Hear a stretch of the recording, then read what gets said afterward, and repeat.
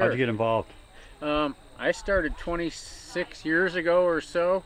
My best friend's wife was a volunteer interpreter at Napier Settlement, and they asked me to come out and be a volunteer in one of the houses. And I had never really paid any attention to living history before, even though I had been a historian most of my life, at least by hobby.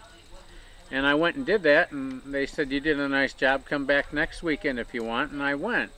Well, that was Civil War weekend down there, and I heard a noise, stepped out on the porch, and 5 guys went galloping by on horseback, and I was never quite the same after that. It's kind of exciting, isn't it? Yeah, and next thing I know, I'm learning how to ride and getting a truck and a trailer and a horse and saddles and all that kind of stuff. And when I got Chappie a couple years later, I found the first thing you train into your horse is that he be one of the group.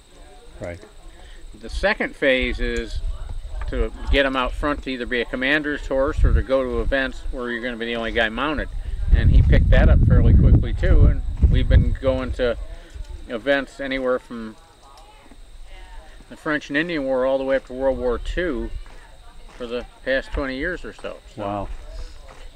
So it's become like, it started out with a one day thing, and then it just catapulted, huh? Yeah, I don't go out every weekend during the summer, but in a typical normal year, I'll probably go out once every couple weeks or so to either a 1 or 2 day event. And do you do schools and educational stuff? I do some when time permits, but right now I'm involved in a full-time job that pretty much keeps me busy 5 days a week, so it's not as easy right now. But when I had more flexibility in my schedule, I did a lot of school presentations all around the I bet the kids love it, huh?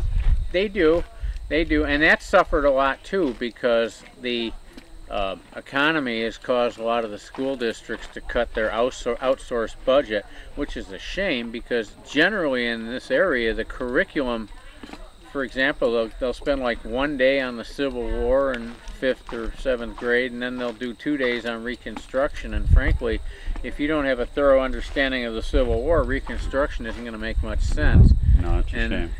And you know, they pick and choose the things they want to teach, and some of them I think are good choices, some of them aren't, but they just don't have enough time to do it justice. If they can come out and see a guy with a horse and say, this is the way that people got around in the 19th century, that's one of the things we're trying to do now.